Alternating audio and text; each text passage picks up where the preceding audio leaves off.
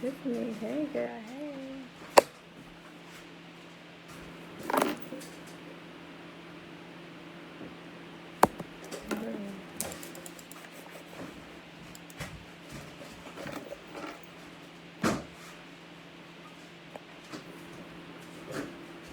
I'm having some technical difficulties.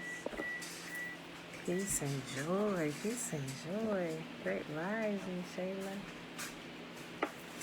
Yeah, hold on. I don't know what's going on with this. Unplug it.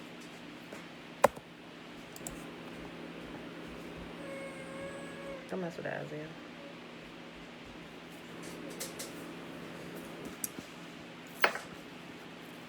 Yeah, this is weird. I'm not a laptop. I was doing this whole little boot up thing. Then the screen just went out.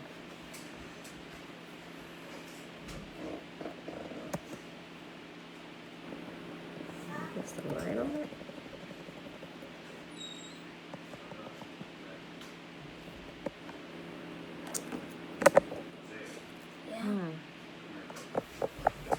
Hold on, y'all. Alicia. What laptop?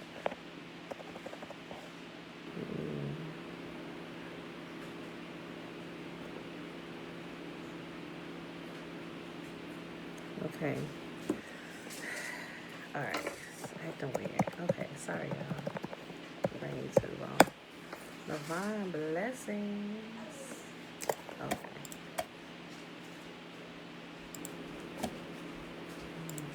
Real quick. Let's see. I'm gonna do this.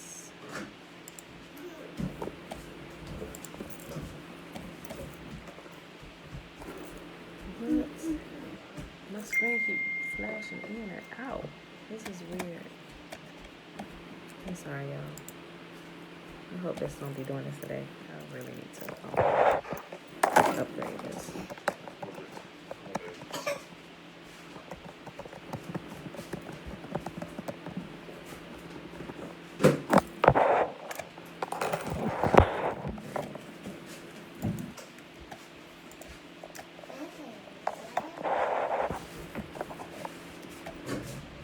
Okay. All right. I know, right? Yeah, what I'm gonna do, I'm gonna do a system clean on it. I'm gonna have it ready. I was using it yesterday, so I don't know, but we good now, y'all. We're good now. Oh. Okay. All right, so we live on YouTube here. If that wasn't coming in, we weren't gonna be able to do YouTube or the electronic Bible. So, gotta fix this. All right, y'all. So happy Sunday. It is May the 23rd, 2021, day 161 of year 3 of reading through the books of the law and the prophets, and of the 3-year consecutive day count, day 830. Today, guys, we're reading 2nd Chronicles 36, 37, and 38. I remember it's 39 chapters.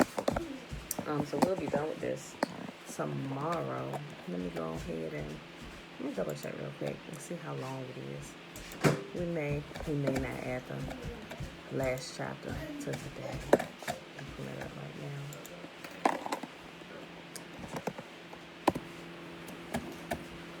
Let's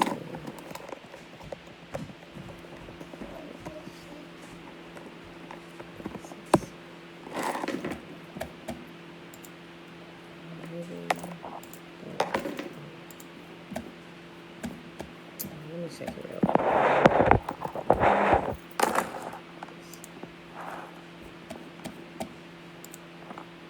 No, you know what I'm talking about. It's 36. Ew, I know I had to check it.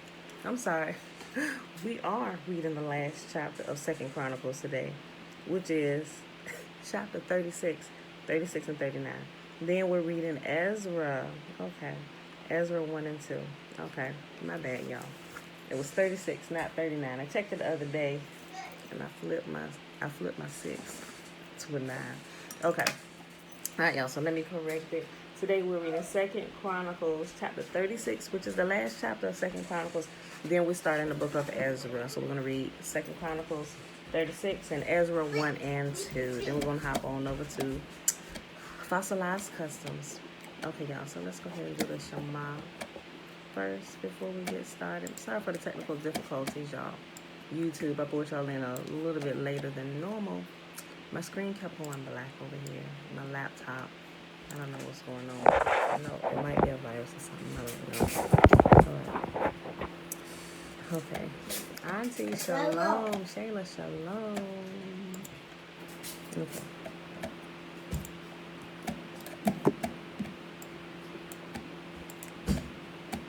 All right, y'all. Remember the Shema is found in Deuteronomy chapter 6. And we start at verse 3. Hear therefore, O Israel, and observe to do it, that it may be well with you, and that you may increase mightily, as Yahuwah, the God of our fathers, has promised us, in the land that flows with milk and honey. Hear, O Israel, Yahuwah, our God, He is one God, and you shall love Yahuwah your God with all your heart, and with all your soul, and with all your might.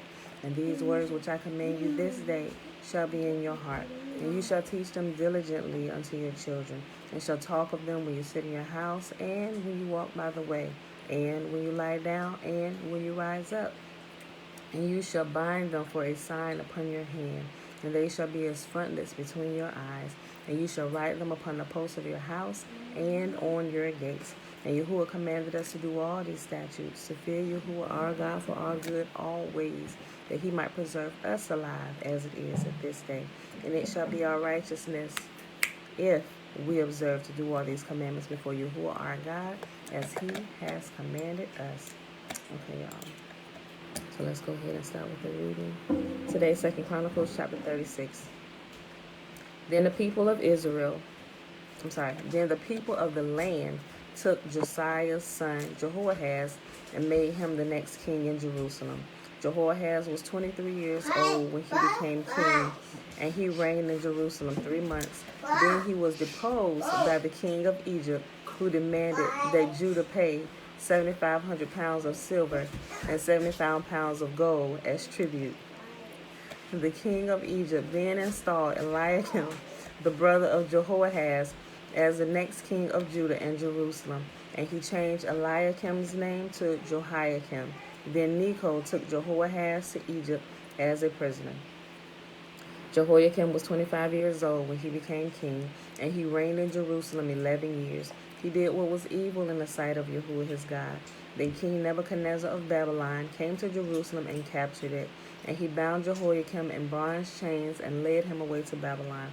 Nebuchadnezzar also took some of the treasures from the temple of Yahuwah, and he placed them inside of his palace in Babylon.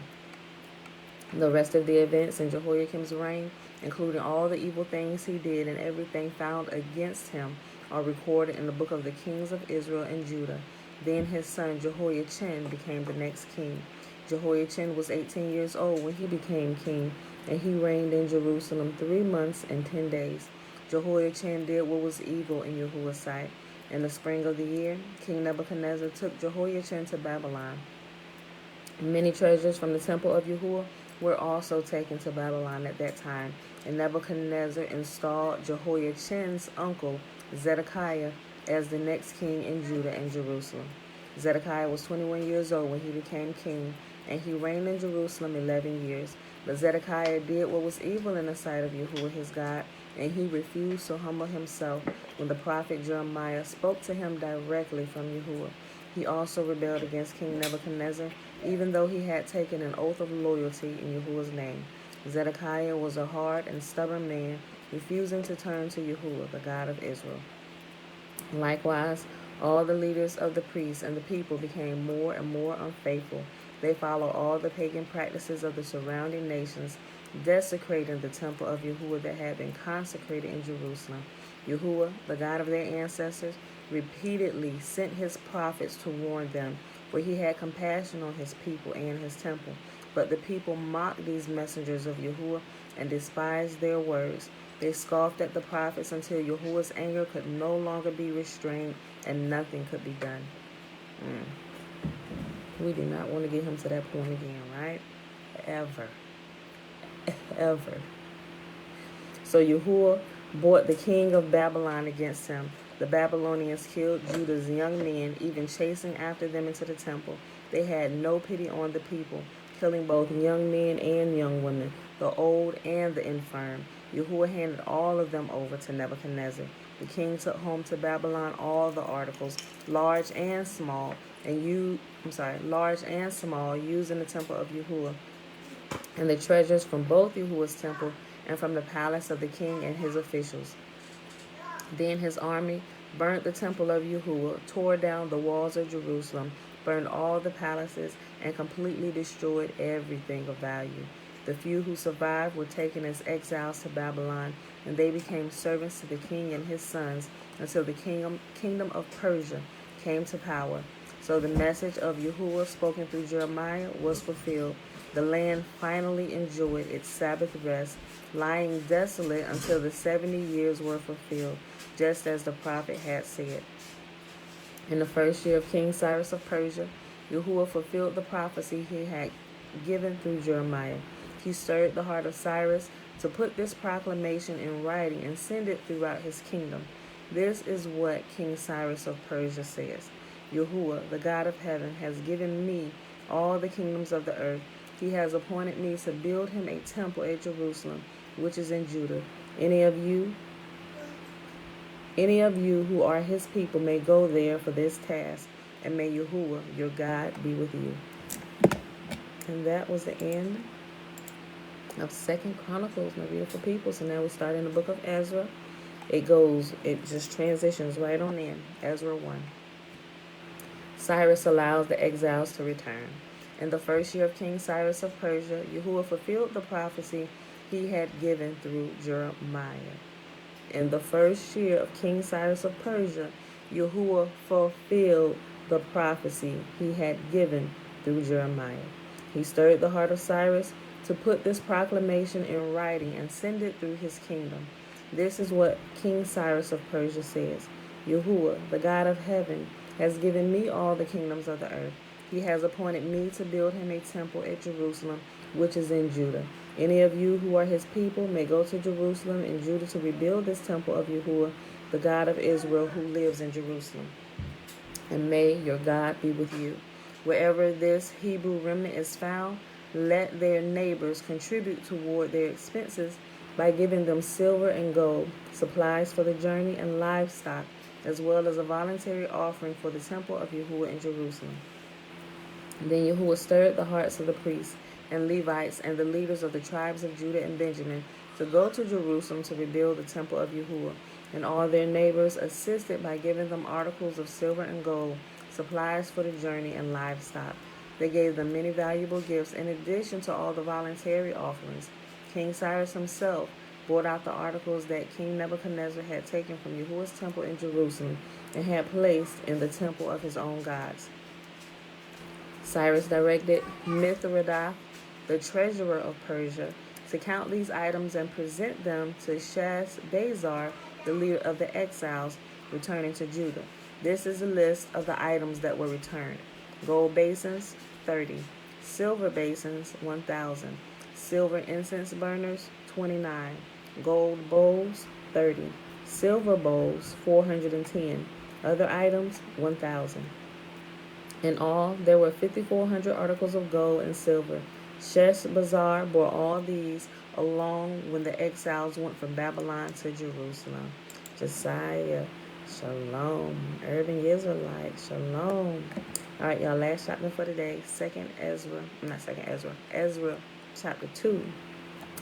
Here is the list of the Hebrew exiles of all the provinces who returned from their captivity. King Nebuchadnezzar had deported them to Babylon, but now they returned to Jerusalem and the other towns in Judah where they originally lived. Their leaders were Zerubbabel, Jeshua, Nehemiah, Sariah, Reliah, Mordecai, Bilshan, Mizpar, Bigvai, Rehum, and Benah. This is the number of men of Israel who returned from their exile. The family of Parosh, 2,172.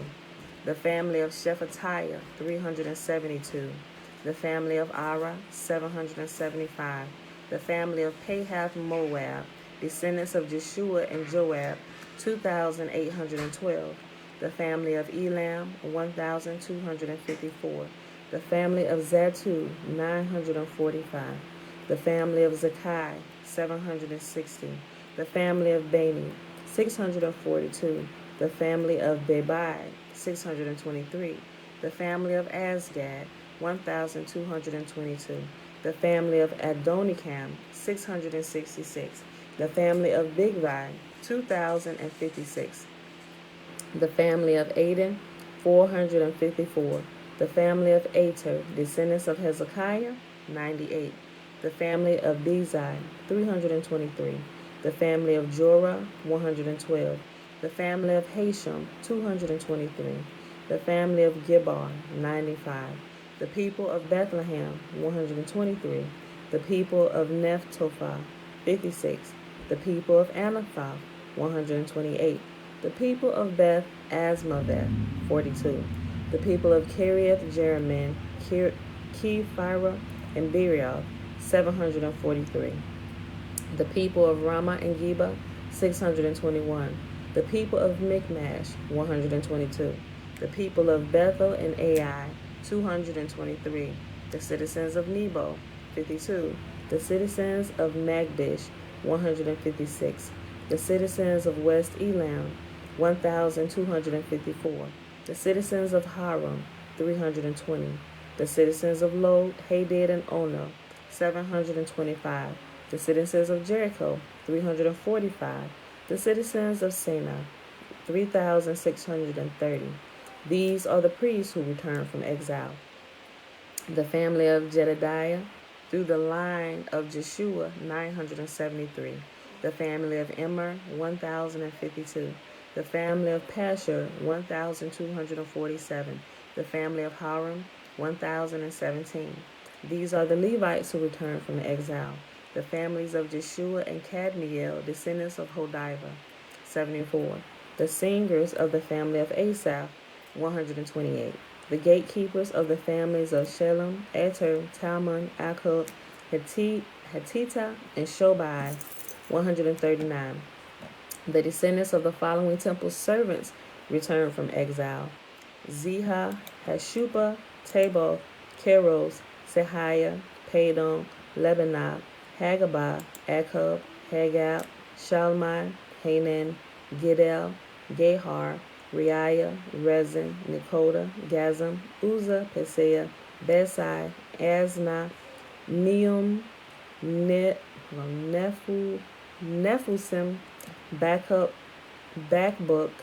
Hakupah, Har, Basla, Mehida, Harsha, Barkos, Sisera, Tema, Neziah, and Hatipah. These are the descendants of the servants of King Solomon. The descendants of these servants of King Solomon returned from exile: Sotai, Hasaphoreth, Peruda, Jala, Darkon, Gidel, Shephatiah, Hatil, Pokereth, Hazi, Bain, and Ami. In all, the temple servants and the descendants of Solomon's servants numbered 322. Another group returned at this time from the towns of Tel Melah, Tar Hashar, Kerub, Adam, and Immer. However, they could not prove that they or their families were descendants of Israel. This group included the families of Deliah, Tobiah, Nekoda, a total of 652 people. 3 families of priests, Hobiah, Hekos, and Barzillai, also returned.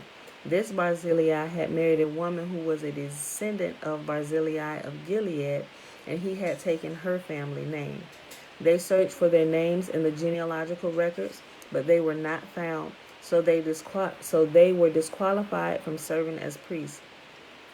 The governor told them not to eat the priest's share of the food from the sacrifices until a priest could consult Yahuwah about the matter by using the Urim and the Thummim, the sacred lots.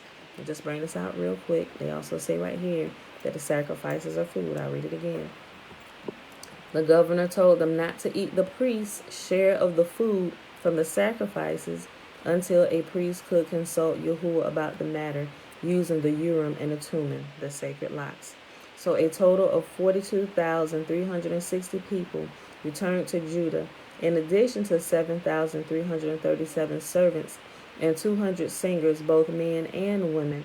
They took with them 736 horses, 245 mules, 435 camels, and 6,720 donkeys. When they arrived at the temple of Yahuwah in Jerusalem, some of the family leaders made voluntary offerings toward the rebuilding of Yahuwah's temple on its original site, and each leader gave as much as he could. The total of their gifts came to 61,000 gold coins and 6,250 pounds of silver and 100 robes for the priests. So the priests, the Levites, the singers, the gatekeepers, the temple servants, and some of the common people settled in villages near Jerusalem. The rest of the people returned to their own towns throughout Israel. That was a long chapter. That was 70 verses. Okay, y'all. Last chapter before, no, that was the last one. Ezra 2. Ezra chapter 2. Okay, y'all. So let's go ahead and hop on over to Fossilized Customs. We're going to pick up where we left off at yesterday.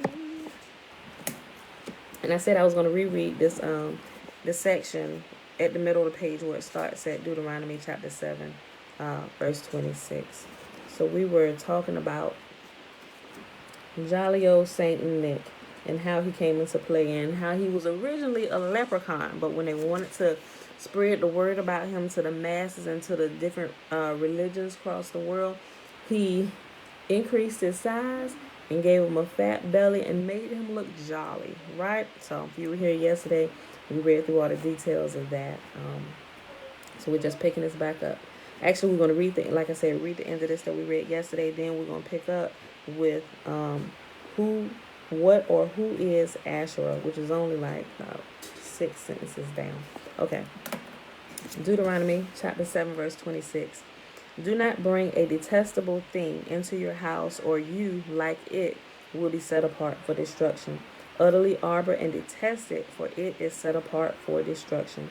Yahuwah warned Israel not to erect an Asherah next to his altar, nor bring a detestable thing into your house. And real quick, just in case you didn't know, just like I said, if new people come and they don't know what an Asherah pole is, just to make a long story short, they are phallus symbols or symbols, obelisks, things that represent the male penis is all a part of the pagan worship.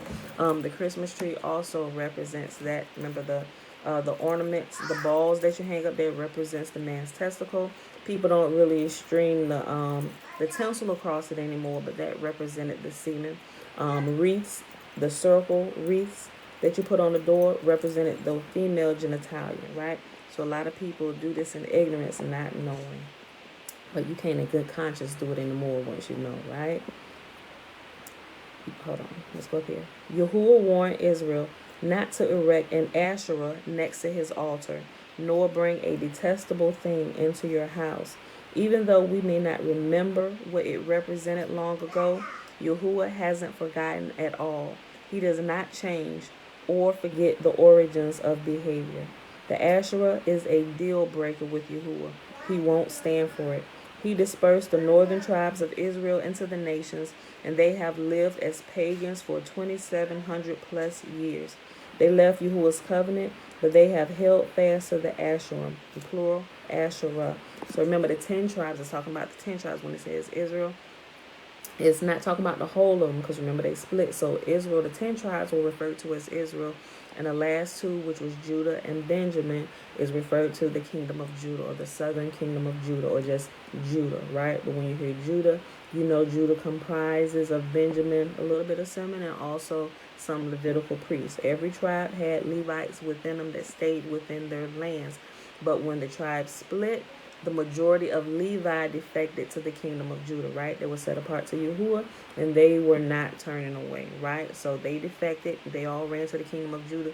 So you will find more priests and those from the lineage of the priests now in the kingdom of Judah, right?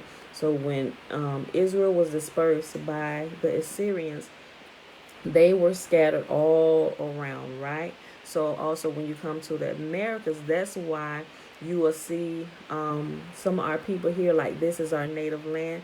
Not necessarily. You got to remember, you have to keep all the story together. You were scattered first.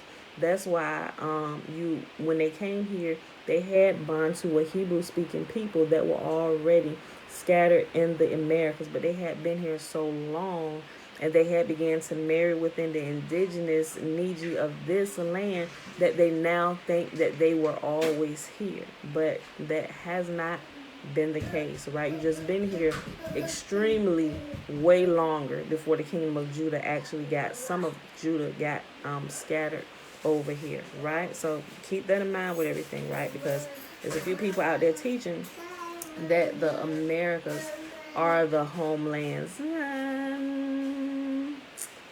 If you look at it, they present a good case, and everybody else present a good case, but you have to also look at the other surrounding nations that Israel was always going to war with. We don't find them people over here. All the other nations that was constantly coming up against us, we don't find them over here, right? So you just got to remember all the pieces. When you put all the pieces together, you can kind of set your mind back right to the location where the land of Israel truly is and where it is not, okay? I just wanted to say that.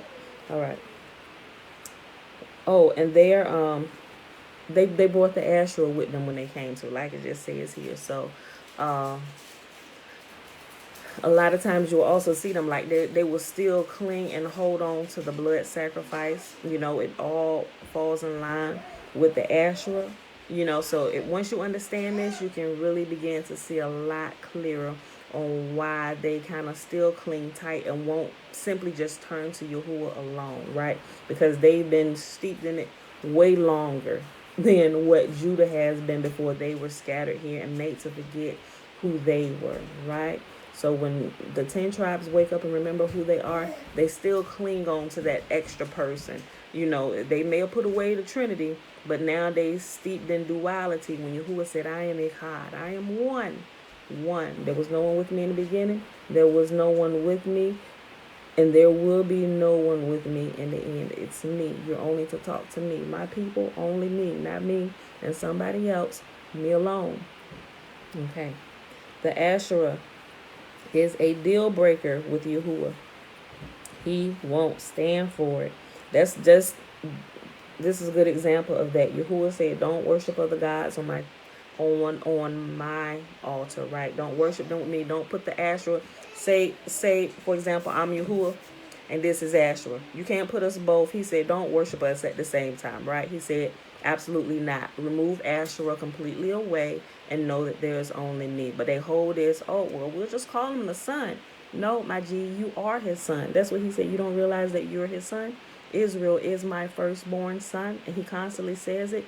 You don't realize that? Now you just replace somebody else in your place. Like, you put somebody else in your place. Like, okay. But blessed be the most holy as he's waking us up to see the truth that's been hidden in plain sight right in front of our face all this time we carry it around with us, but we look at it like it's a closed book. Okay. The Asherah is a deal breaker with Yahuwah. He won't stand for it. He dispersed the northern tribes of Israel into the nations, and they have lived as pagans for 2,700 plus years. They left Yahuwah's covenant, but they have held fast to the Asherim, which is plural of Asherah. Asher is a Hebrew term meaning happy and is a word used as a proper noun. The father of the tribe of Asher, Aleph, Shin, Resh. That's the ASR. So ASR, remember in Hebrew, they don't say the alphabet like we do in English, like A, B, C, D. They actually say the sound of the letter. So that would be ASR, would be Aleph, Shin, Resh. and they pronounce it as Asher. The father of the tribe of Asher, Aleph Shin Resh. Hold on, let me read it again. Asher is a Hebrew term meaning happy and is a word used as a proper noun. The father of the tribe of Asher, Aleph Shin Resh. This term was modified and became the word Asherah, a proper name used by pagans for the female consort of Baal or Celtic Baal. Baal Asherah worship is clearly seen during the time of Elijah, when 450 prophets of Baal and 400 prophets of Asherah assembled at Mount Carmel, and Elijah challenged them to decide whether Yahuwah is Elohim or Baal and his consort Asherah. What or who is Asherah? The adversary misled mankind with various fertility rites and receives worship through these rites. Yahuwah doesn't provide us with the details of the heathen rites, but we know generally from scripture they performed their rituals in forests or groves. The word Asherim is translated as groves, Groves, in the KJV. Yahuwah mentions how the Israelites would bring Asherim and put them near his Hakal, or his temple, behavior which we see inherited as the Christmas tree. The trees most likely used were date palms. Modern witchcraft and Satanism in general follow most closely to the worship of Asherah. The name is most likely directly related to Ishtar and Artemis, worshipped by modern-day witches, as well as the ancient Ephesians. See Acts 19:28. Stumps of trees found in groves were also used as the altars of Asherah, which may be directly related to the fallen Nimrod. Yes? I have fun at the beach. I'm glad you had fun at the beach. The water just down my eyes and my mouth. Yep, you're okay. Okay, stumps of trees found in groves were also used as the altars of Asherah, which may be directly related to the fallen Nimrod, cut down by Shem, as tradition informs us. Yahuwah has not wanted his people to study this demonic worship, yet it persists today. The most insidious part is right out in the open and not occult or hidden. Remember, occult means hidden. Anything occultic meaning it's hidden. The most insidious part is right out in the open and not occult or hidden at all. The Christmas tree today. The reason it is not very easy to learn about is mostly because it is occult or hidden. It has been so since the patterns of worshiping the adversary went underground after the execution of Nimrod. They had once practiced their rebellion openly, but then withdrew into secrecy to hide their worship behind symbolism which could only be interpreted correctly by those initiated into the occult. One dominant pattern found in occultic behavior is a matrilinear or mother goddess ideal. Rebellion against Yahuwah is accentuated by this matrilinear focus, matrilineal, or the woman focus, as opposed to the patrilinear. So we see the moon being used to represent the female astrologically. Although the original concept of Asherim worship has remained hidden from the general public, I feel that the acceptance of the solstice tree is drawn directly from the pagan worship transformed for public consumption. The Asherim were considered altars in themselves also, where animals and humans were ritually sacrificed at the equinoxes and solstices. I wanted to say something about them doing the line of the women. Okay, so I need to look it back up, but if I want to say, let me make sure I say this right. I need to double check it. Let me keep reading because before I say that, I definitely need to double check that first. Okay, I'll hold my thought for that.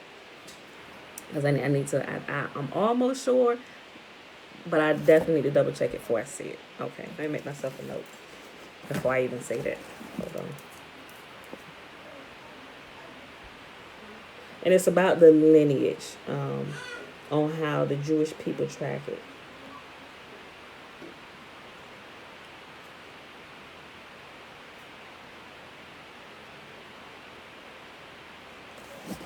I'm almost certain of that I got it right, but like I said, I'm gonna double check it and I'll come back and tell you probably tomorrow. Okay. The Asherim were considered altars in themselves also, where animals and humans were ritually sacrificed at the equinoxes and solstices. This altar could take the form of a tree stump with the trunk snapped off, leaving jagged spike-like splinters. The Christmas tree phenomenon is also a type of altar where gifts and offerings are placed. Easter is a word derived from Ishtar, Ashtoreth, and Asarte. Tree worship is the most prominent feature. However, the serpent gets involved also. It seems that the adversary has the tree and the serpent seared into its mind indelibly. A serpent around a stump is one of the symbols we find used in ancient pagan religions. The tree of life, Etz HaChaim, and the tree of knowledge of good and evil may be the sources this fallen being is borrowing from in the design of the false worship. But we know it is forbidden to worship Yahuwah in any false or perverted manner. Rebellion is as the sin of witchcraft, and we certainly know that any involvement with Asherim is witchcraft. Some have even suggested that the symbol of the cross may have been a style of Asherah pole used by certain pagans, and that it was brought into the mixed worship of Christianity. Some styles of Asherim have cross-like and ankh-like, ankh-like shapes. Certainly, the Christmas tree is considered a Christian symbol, yet the common culture has no idea how it actually relates to anything associated with Yahuwah or Santa Claus for that matter. No one can explain what the Christmas tree has to do with Santa Claus either. It's all developed very rapidly in Western culture. It's like a Cajun gumbo where every possible pagan item has been thrown together into a big stinky stew or cup of abominations. I guess that's what you could call Cajun gumbo for real. Like, because there's a big pot of just yuck. I mean, I guess it tastes good, but it's a big cup of abominations and things full of stuff we shouldn't be eating. The harlot teaches them to her subjects, keeping them in a drunken stupor by making them all drink from her cup every week on Sunday. Light and darkness are discussed at Ephesians 5:5-14. For of this you can be sure, no immoral, impure, or greedy person, such a man is an idolater, has any inheritance in the kingdom of Yahuwah. Let no one deceive you with empty words, for because of such things, Yahuwah's wrath comes on those who are disobedient. Therefore do not be partners with them. For you were once darkness, but now you are in the light of Yahuwah. Live as children of light, for the fruit of light consists in all goodness, righteousness, and truth, and find out what pleases Yahuwah. Have nothing to do with the fruitless deeds of darkness, but rather expose them. For it is shameful to even mention what the disobedient do in secret, but everything exposed by the light becomes visible. For it is light that makes everything visible. All right, so we'll go to the next section. Baal and Asherah, a showdown at Mount Carmel. 1 Kings chapter 18, verses 16-21. And we just recently read through this, right? Because we just finished Kings and Chronicles. So Abadiah went to meet Ahab and told him, and Ahab went to meet Elijah. When he saw Elijah, he said to him, "Is that you, you troubler of Israel?" I have not made trouble for Israel, Elijah replied, but you and your father's family have. You have abandoned Yahuwah's commands and have followed the Baals. Now summon the people from all over Israel to meet me on Mount Carmel, and bring the 450 prophets of Baal and the 400 prophets of Asherah who eat at Jezebel's table. So Ahab sent word through all Israel and assembled the prophets on Mount Carmel. Elijah went before the people and said, how long will you waver between two opinions? If Yahuwah is Elohim, follow him. But if Baal is Elohim, follow him. Now let's just keep in mind, Ahab and Jezebel, they were Israel, right? Well, Jezebel had another father, but Ahab was Israel. Elijah is talking to his own people. Ahab, he was a wicked king, but he came from us, right? Elijah only went to him because he had turned from the ways of Yah. Remember, Israel, the 10 tribes that were scattered, they would not put away the Asherah, right? They installed their own priests, right? Didn't follow any of the regulations by Yahuwah. They did what they wanted to do, right? So remember, when we're talking about Ahab, we ain't talking about another nation or whoever. We're talking about our very own people. This book is a history about our people and our foolishness and how we constantly got our tails tore off by Yah because we did not follow the instructions, right? Because we're to be the light of the world. If we're to be the light of the world, we need to be walking in a certain manner so that when people come to seek the light, there won't be any darkness found. So Ahab sent word throughout all Israel and assembled the prophets on Mount Carmel. Elijah went before the people and said, how long will you waver between two opinions? If Yahuwah is Elohim, follow him. But if Baal is Elohim, follow him. Wreaths, ornaments, etc. The round wreath symbolizes the sun and at the same time the womb, both thought of as symbols of fertility to pagans. The sun was male, but his symbol was that of the female. The vertical tree was decorated with male symbols of fertility, testes, in parentheses, it has balls. Not, but the balls you hang on the tree, but it's still the same thing, balls and balls. It's referring to the testicles. Yet was the image, the vertical tree was decorated with the male symbols of fertility, testes or balls, yet was the image of the female, connecting the heavens to the earth. This consort of Baal was worshipped as Asherah, Astarte, Artemis, Athena, Isis, Gaia, Nana, Ostron, Ostara, Estri, Easter, Aphrodite, Esoter, Ashereth, Istar, Diana, Ninurta, Cress, Nut, Venus, Idrani, Devaki, Tanit, and others. So it has many names. Depending on what culture you're in, it's going to take on a different name, but it's the same sinister type of worship. Yes, baby. We're going to go to the beach again. We ain't going to go to the beach again today. We'll go another day soon, okay? This tree was named Asherah in the Hebrew scriptures, and her worship continues as we see recorded in the book of Acts chapter 19.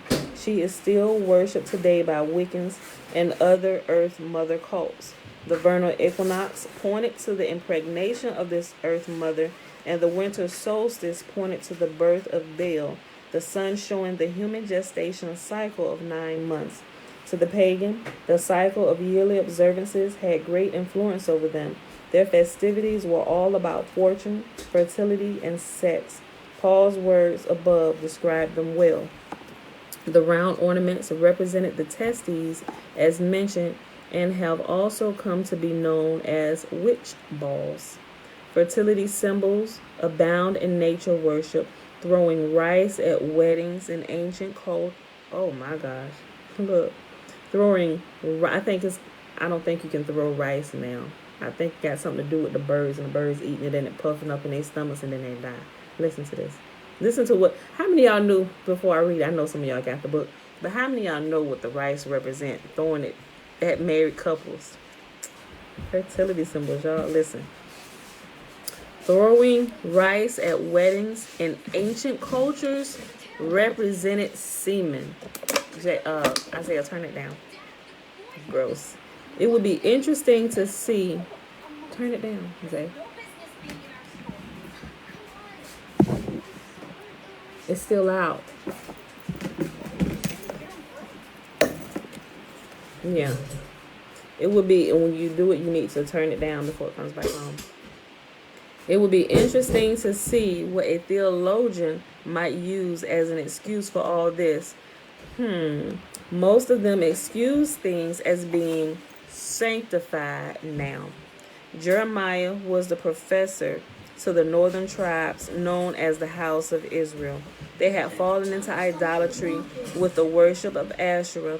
So as you read the following, realize that Yahuwah was warning the tribes in Samaria about a specific thing they were doing. It still need to go down some more, Isaiah. Turn it down some more. Thank you. Jeremiah chapter 10, verse 1 through 5. Hear what Yahuwah says to you, O house of Israel. This is what Yahuwah says. Do not learn the ways of the nations, or be terrified by signs in the sky, though the nations are terrified by them. For the custom of the peoples are worthless. They cut a tree out of the forest, and a craftsman shapes it with his chisel. They adorn it with silver and gold. They fasten it with hammer and nails so that it will not totter. Like a scarecrow in a melon patch, their idols cannot speak. They must be carried because they cannot walk. Do not fear them. They can do no harm, nor can they do any good. Jezebel taught them about Asherah. Deuteronomy 12, 29 through 32. Yahuwah, your Elohim, will cut off before you the nations you are about to invade and dispossess. You got to turn it down a little bit more. It's still so loud, Isaiah. Okay. Yahuwah, your Elohim, will cut off before you the nations you are about to invade and dispossess. But when you have driven them out and settled in their land, and after they have been destroyed before you, be careful not to be ensnared by inquiring about their Elohim, saying, how do these nations serve their Elohim?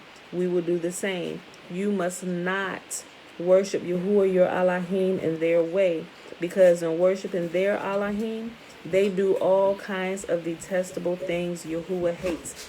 They even burn their sons and daughters in the fire as sacrifices to their Elohim.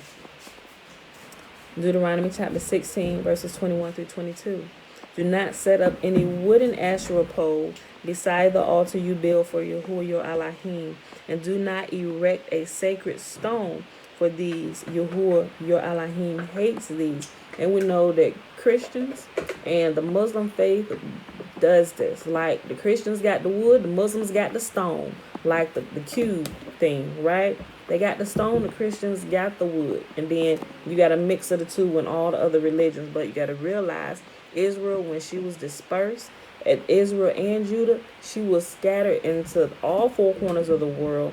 And those who are still, I think it's a good mix of two, but they converted them to the Islamic faith and also to Christianity. But then when people go to witness to them, they got them coming out of one abomination into another. Like I'm no longer a Muslim, but now I'm a Christian. I'll say, oh. How is that any better? Right? You still missing it. I don't know. Well, maybe you're gonna transition completely out of that.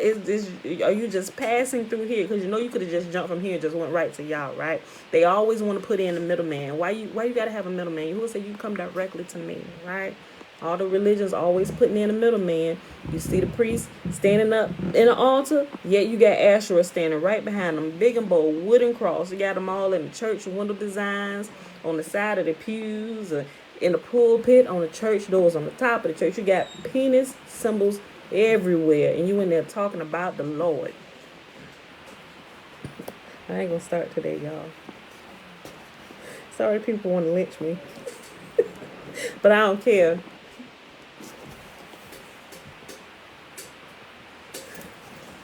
I hand you both of my wrists. because I know Yahuwah fights for me, right? I'm ready to see a showdown on Mount Carmel. Deuteronomy 16:21-22. Do not set up any wooden Asherah pole beside the altar you build to Yahuwah your Elohim, and do not erect a sacred stone. For these Yahuwah your Elohim hates. Asherah poles are a deal breaker with Yahuwah. Learn not the ways of the heathen, and do not bring a detestable thing into your home. Deuteronomy 7:26. Do not bring a detestable thing into your house, or you, like it, will be set apart for destruction, utterly arbor and detested, for it is set apart for destruction. Okay, yeah. I think we got enough time to read this last section, maybe two. Okay, because we have 47 minutes. Okay. The initiated know the secrets. The tree and the ornaments on the Asherah tree have specific meanings to them. The tree is a phallus, the male reproductive member. The little balls are testicles, and the tinsel represent the semen of the deity being worshipped. During the late Middle Ages, the little balls were interpreted by Christians to be witch balls, borrowed from witchcraft to attract, then capture evil spirits. Where exactly did Yahuwah tell us to do that? The wreath was used to represent the male deity. The sun yet was the womb symbol. So the male deity's symbol incorporated the feminine features, while the female's sign incorporated the masculine features. Similarly, a witch is seen utilizing the male characteristics of the pointed hat and broomstick, both male features. These figures were clear to the initiated, but to the uninitiated, they meant nothing. The secrets are now being shouted from the rooftops. Christians went deeper and deeper into apostasy as they adopted the pagan customs from those around them. The green ivy and holly were common symbols of Saturn, the Roman deity. Early believers thought that if they decorated their homes with these trappings, they would appear to be conforming to the pagan culture around them, as everyone was observing Saturnalia. Thus, they would blend in, appear to be a part of the culture, and they would suffer less persecution. As time passed, the custom became part of their own family traditions, and you will see the wreaths and ashram trees in their assemblies and homes today. Now, those of us that don't join in with the celebration are considered to be freaks or Scrooges. Say, bah, humbug. Is it humbug? Oh, yeah. Many centuries later, the doctrinal offspring of those who might have otherwise been persecuted for avoiding these pagan traditions believe that we who do not adopt them are in a cult. It's not them, but Father Yahuwah. Girl. A fly in our house. I know, I saw it. Y'all be holding the door open too long. It is not them, but Father Yahuwah that we would wish not to offend. Oh, shalom, Mom. Ain't that the truth, right? I would much rather offend you than to offend Yah, right? Bella, stop. It's not them, but Father Yahuwah that we would wish not to offend. We know his heart, and he has called us to obey his voice. Come out of her, my people. Revelations 18. The word pagan comes from the Latin word pagus, referring to a person that was from rural. I have a time pronouncing that word. Rural, rural, hinterlands. Y'all know what I'm talking about. The more educated, erudite, and urban dwellers viewed those who were pagans as superstitious, illiterate imbeciles because they had quaint beliefs about reality, especially the unseen spiritual world. As the darkness of the world without the Torah of Yahuwah increased, those who professed themselves to be wise had become fools. Pagan became a label for anything that was outside the accepted religious practices of those in the majority who practiced the universalized state religion. which after Constantine was termed Catholic, the Roman word for universal. How many of y'all know that? As you see them, I'm going to read that again. Hold on. I'm going to read it again, just in case you missed it. Pagan became a label for anything that was outside the accepted religious practices of those in the majority who practiced the universalized state religion, which after Constantine was termed Catholic, the Roman word for universal. Catholicism is the universal religion of which she has many babies stemming out from her, right? If you in any of those religions, your pappy is the Pope, right? All them religions comes out of Catholicism, right? Universal religion. Christianity is the baby. Islam is the baby. You got the Buddhism faith is a baby, if you didn't know that. And some of the other ones. There's like a chart where you can see, but they all come out of the Catholic faith or the universal church. As you see them decorating with the boughs, wreaths, trees, and holly, you might help them to repent of this behavior by explaining what these things actually are, loaning them a copy of this book. They can then look these facts up to see if they are really true or not. The trappings themselves are set apart for destruction, and those who decorate with them are set apart for destruction as well. All of it together is witchcraft and blatant idolatry. People living in the mind of the flesh only see with their hearts, minds, and desires of their flesh. Once they receive a glimpse of how the pagan customs appear through the eyes of Yahuwah, they will grieve over their former blindness. Ain't that the truth? Like, we talk about this all the time. Like, when you see it, when Yahuwah shows it to you and show you how you have been worshiping false idols and multiple gods, you will literally go into a grieving process if your heart was truly to worship Yahuwah, but you didn't realize what you were doing were wrong by adding in other people's name, adding in Asherah to worship with him, like praying to him, doing your prayers in the name of JC and talking to the Holy Spirit, right? Yeah, they teach you that it's all chopped and screwed how they teach you that, right? So you dealing with three people when Yahuwah said, I am Echad, I am one. Talk to me always. You talk to me all day long. You do your prayers in my name alone, right? That's it. That is all. There is no ifs, ands, buts about it, right? And you got the people that hold on to the JC teaching, but they no longer call them JC. They'll just switch it over to the Hebrew name, but it's still the same thing. Just like they call Semiramis, all these different names, Ishtar, Diana, the Queen of Heaven, all them names. You simply have changed the name, but it's the same pagan deity, God that you are worshiping, right? You just gave it a Hebrew name. Like when you wake up to that part, it don't matter how you say it. Yeshua, Yahusha, Yahusha, when you get that part and put that away and just talk to Yahuwah alone, you thought you were blessed now. You're going to be, everything is going to kick up many more notches, right? And it's just, you thought you were wise now and full of Yahuwah's, stop girl, don't do that.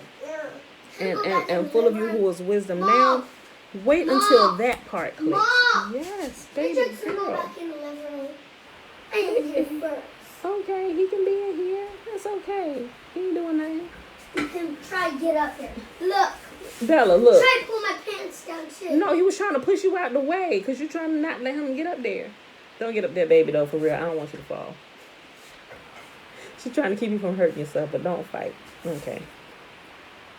All right, yeah, so, but sometimes people just got to wake up in steps. I woke up in steps. I mean, I could have just woke straight up. I don't know, but I just happened to wake up in steps. Came out of Christianity, put away JC, but started calling him Yeshua. Then I changed from Yeshua to Yahusha. I was still keeping the two. Then I was like, wait a minute. Okay, so you're one. Then I realized, okay, so it's one. Just like we do the, hey, Bella, chill. Just like I talk about my name. You know, that's how I was looking at it once I realized, oh, we need to put away the second person too. Like the second and the third person of this whole Trinity is just you alone. But still referring to him as Yahusha with people who don't understand that it's just the different way you can say his name, they're still thinking it's a second person, right? So when you say Pam or Pamela, y'all still know y'all talking about me, right? It's not a second person, right? You're not talking about my daughter, whose name is Princess Ariel Bella. You know, I can't be Pam and Bella at the same time, right? Like Chena said, I just like the name she used, how she said, you can't be Loretta and Loretta daughter at the same time. Okay, so down. So you get that, right? Look, all of it together is witchcraft and blatant idolatry. People living in the mind of the flesh only see with their own hearts, minds, and desires of their flesh. Once they receive a glimpse of how the pagan customs appear through the eyes of Yahuwah, they will grieve over their former blindness. Until they consider his will, they are blind to his perspective. They live in the mindset of the flesh. And that's my prayer, that more our people will wake up, just wake up another level, right? You've woken up from Christianity, but still you're holding on to the blood sacrifice. You're still holding on to your Asherah. Let the Asherah go, right?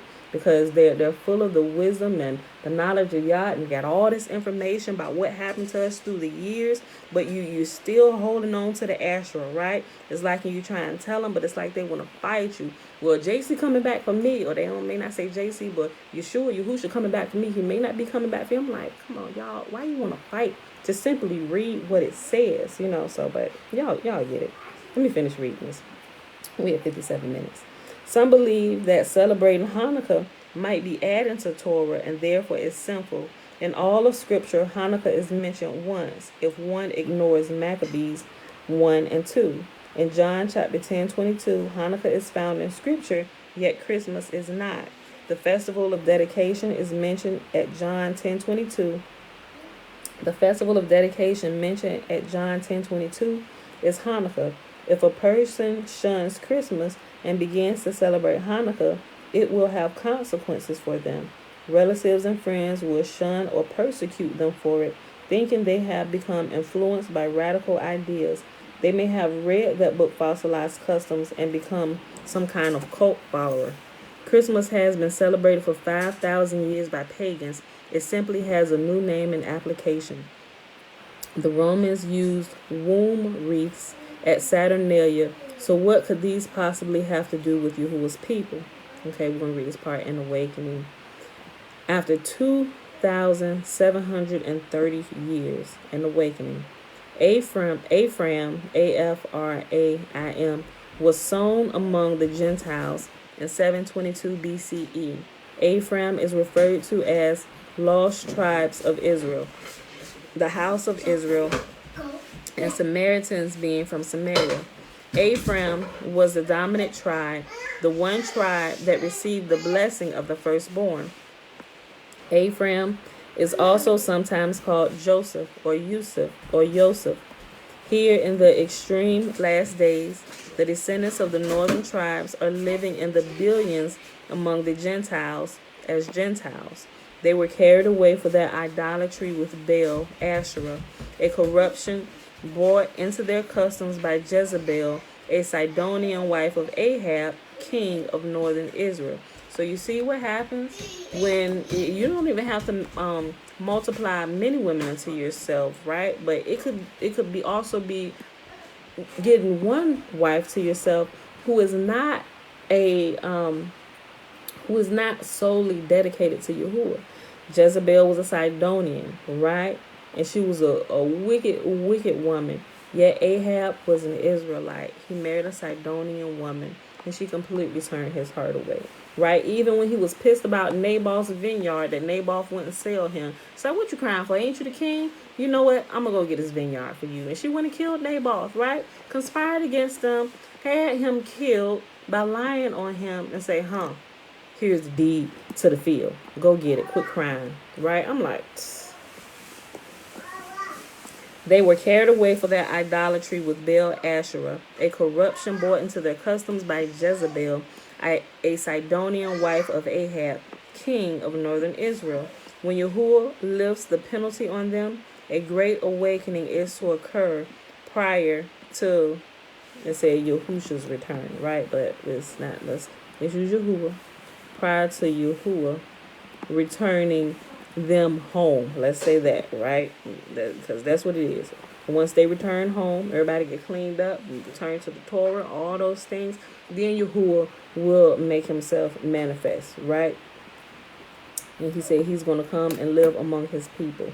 As Jeremiah 31:6 says, there will be a day when watchmen or Nazarene cry out on the hills of Ephraim, come, let us go up to Zion, to Yahuwah, our Elohim. Remember that Paul was called the ringleader of the sect of the Nazarene, not the ringleader of the Christians. The Greek word we have been led to accept. Let's see. Okay.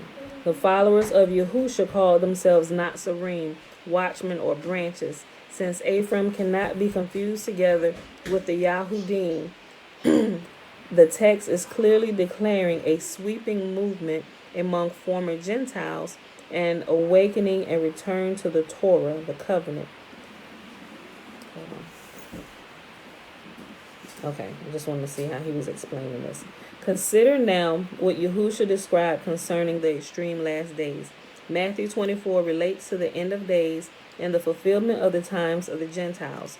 During this analysis, remember that Ephraim was the son of Joseph, and Joseph was told that he would become fruitful and his numbers would be multiplied and he would become a community of peoples. Genesis 48:4. Genesis 48:4. Remember, the descendants of Joseph are not Jews, but rather Yahuwah refers to the northern tribes by the term Ephraim. Yahusha had said that he was only sent to the lost sheep of the house of Israel. Matthew chapter 15:24. And these are the northern tribes that were dispersed. In Matthew 24, Yahusha begins by describing how the massive stones will be leveled, and that this happened about 40 years later in 70 CE. But then he moves on to describe more calamity that follows. Ultimately, he describes how a great tribulation will occur, which exceeding anything that has ever... Ultimately, he describes how a great tribulation will occur, which exceeding anything that has been since creation. He declares that if the days of this tribulation were not shortened, then no flesh would survive at all. But for the sake of the elect, those Kodashim observing his Torah, who are still on the earth, enduring to the end, he would shorten the days. So what he is indicating here is obviously the extreme end of times just prior to his return, which are the days we now live in. In the midst of this, he orders us to pray that our flight will not be in the winter or on a Sabbath day. So the Sabbath is still in force in the extreme last days, not changed as most have been taught. But there is more to understand here. The lost sheep scattered in 722 BCE are to come to their senses after 2,730 years. So that's why there are books like this suddenly being written. Read Isaiah 11. The prophecy at Ezekiel chapter 4, verses 4 and 5, concerning the exile of the lost sheep of the house of Israel, Samaritans driven into the nations in 722 BCE, shows us that 390 years was the original prescribed penalty for their Baal Ashur worship. Having not repented after 390 years in captivity, the northern tribes then had to endure the sevenfold increase of the 390-year penalty. See Leviticus 26:27 through 28. This means that 7 times 390 years from 722 BCE, which is 2,730 years, Israel's punishment will be lifted, and a remnant of Ephraim will cry out to return to Torah. See Jeremiah chapter 31.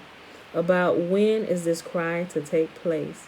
They've been living among the Gentiles with their Asherah Christmas trees for 2,730 years as of the Roman year 2008 and have begun to cry out.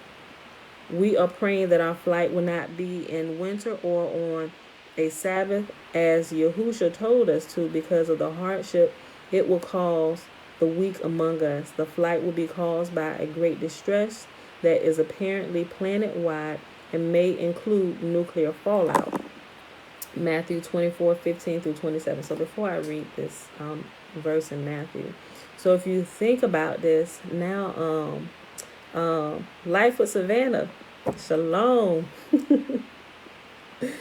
So if we think about how, if you listen to some of the people, it makes sense when you listen to a lot of different people's perspective on who we are and where the lands are. Everybody has a little bit of truth in what they're saying, and that's what I began to notice, right? Everything may not be true, or some things may be off, but there's a bit of truth in there that'll kind of help you connect the pieces of the puzzle of what everybody else is saying, right? Okay, so here's what I began to realize about the northern kingdom, or the 10 tribes, and I explained it earlier, right? So you have some people, it's a few people, like I think he changed his name, like Chief Moray, Big Judah is one of them, and there's a few other people, and they're teaching that the Americas is the original lands, right? As I was looking at, they bring some really good points out.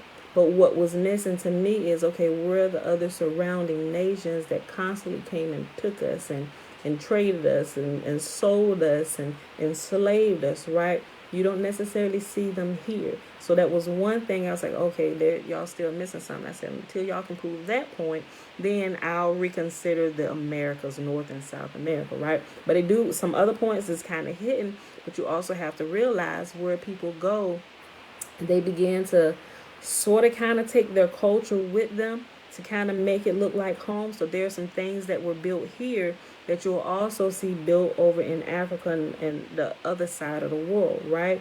But you have to look at like how old the structures were, and sometimes that can be deceiving just a little bit as well.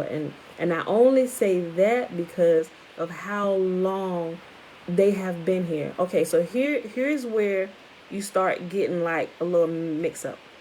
So people start getting thrown off, and they start looking, okay, well, maybe that's right, that can't be true, because remember, the northern tribe was scattered first, so they were already here. So they've been here over 2,700 years, right? So whereas the kingdom of Judah, we've only been scattered for about 400 years, right?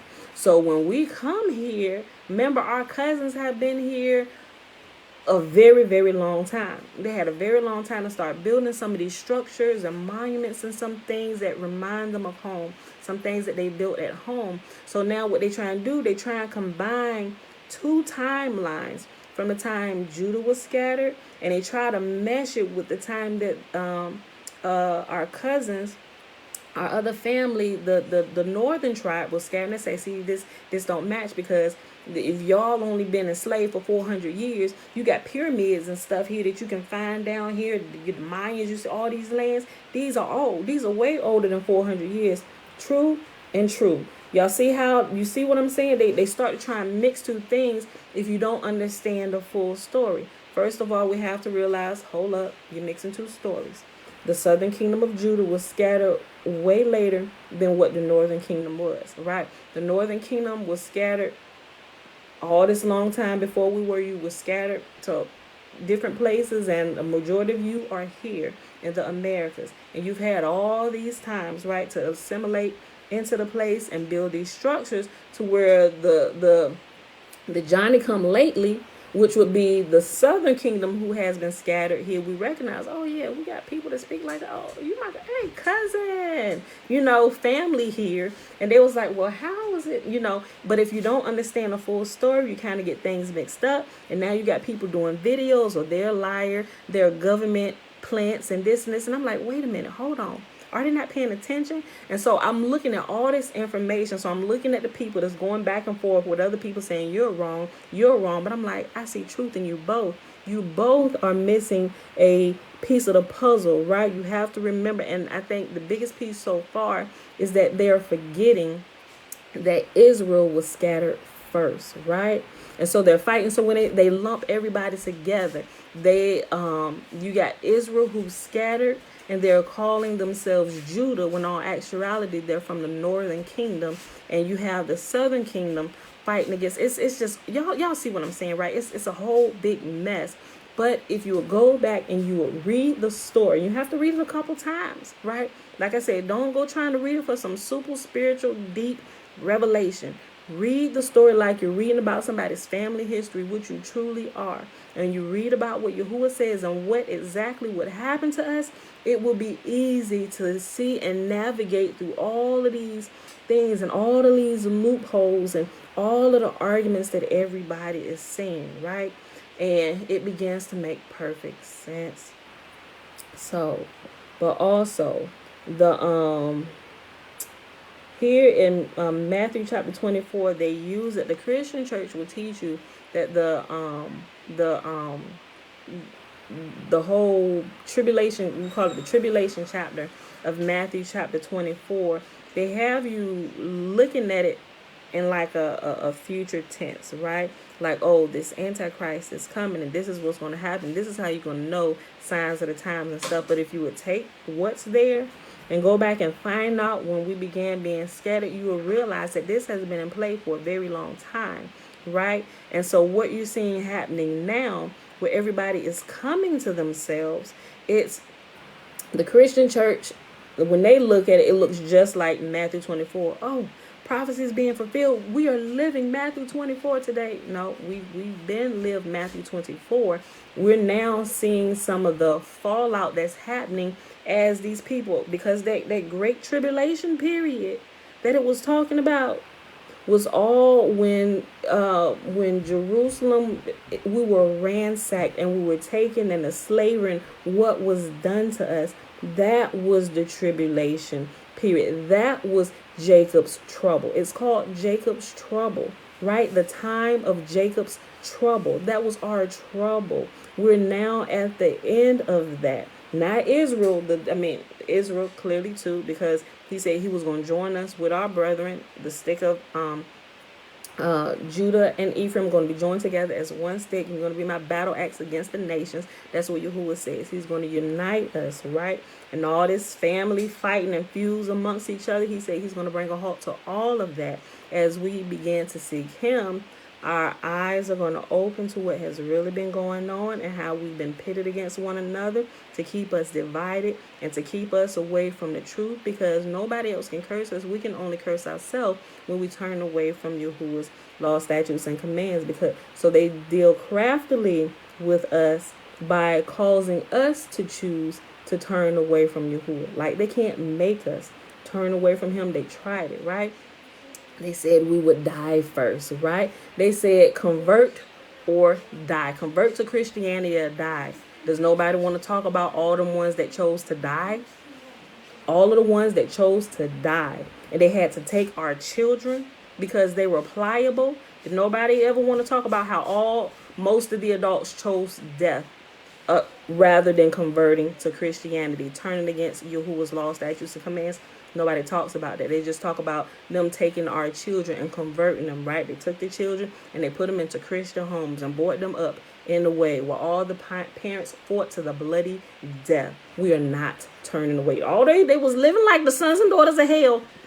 But you're not gonna make us like that's gonna be you ain't gonna tell me because this is what we do. Although they mixing stuff and doing stuff, but you're not gonna tell us we're not gonna worship our God and we're gonna come worship your God. We'd rather die. Let's fight to the death, right? And they fought to the death. Yahuwah allowed them to be overpowered, and they took their children and sold them. So it was the children who went into bondage, into slavery, while the parents fought to the bloody death, right? So what they had to do now, they had to win you over craftily, right? By peace. The enemy wins by peace, right? He wins by peace. That's what Daniel tells us, right? The adversary, he won them over by peace, a campaign of peace. And so now, here's what they like. If we can put what they like in front of their face, it will entice them, right? Put the booty shake and let the men walk around those shirts on. Put them in the gym, then put them out there. Get the women, give them these, make them look cute, make them up, make them look beautiful, put them out there. Oh, they like to drink, put alcohol on every corner, give them access to everything. Like everything they know that trips us up, they put it there, right? And we fall into the trap.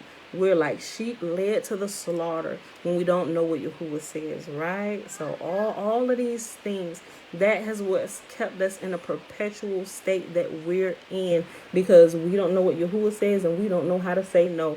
We don't know how to cover our eyes and plug our ears to those things that would turn us away from him, right? So now we're a little bit wiser, and Yahuwah has unplugged our ears to his voice and have opened our eyes to what he sees. Now we're grieving over our past sins and turning away from him, and we are returning back to him, right? And he's strengthening us, and he's giving us power, and we can see him fighting for us again, right?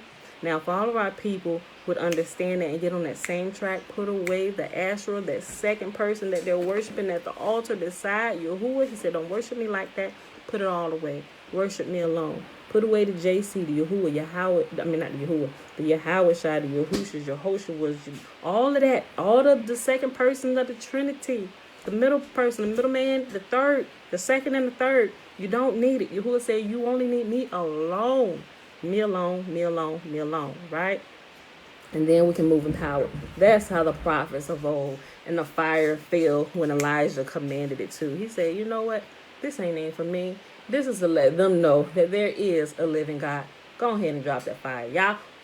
Now gather up all these false prophets, the 450 and the 400, all 850 of you. Don't let anybody get free, right? You have deceived all the people and turning away from the only living God, right? Okay. So I said all that to say the church teaches you about Matthew chapter 24 the wrong way. We've already gone through that, but what you're seeing is the judgment that's now beginning to fall on the nations, and it's the nations whom the judgment is coming to for mistreating Yahuwah's people. You only had like certain rights to do certain things to us, right? But you've taken that punishment over and beyond what Yahuwah authorized you to do. So the fallout that you're seeing happening in Matthew 24, it's the nations catching hell from Yah, and they're crying out, oh, the Antichrist is coming, this and this and that. Oh, y'all don't really see what's going on, huh? It's y'all turn to get y'all tails tore off, right? As Yahuwah's people are waking up and returning to him, judgment is falling on the nations, and they're crying out like they ain't did nothing wrong. And a lot of them don't know, because they are the descendants of those who did what was wrong. But did Yahuwah have any mercy on us? Us being the descendants? Then we have to take the fallout of what our ancestors did. All that fell on us. And that's how it's happening. All of what their ancestors did is now falling on them, right?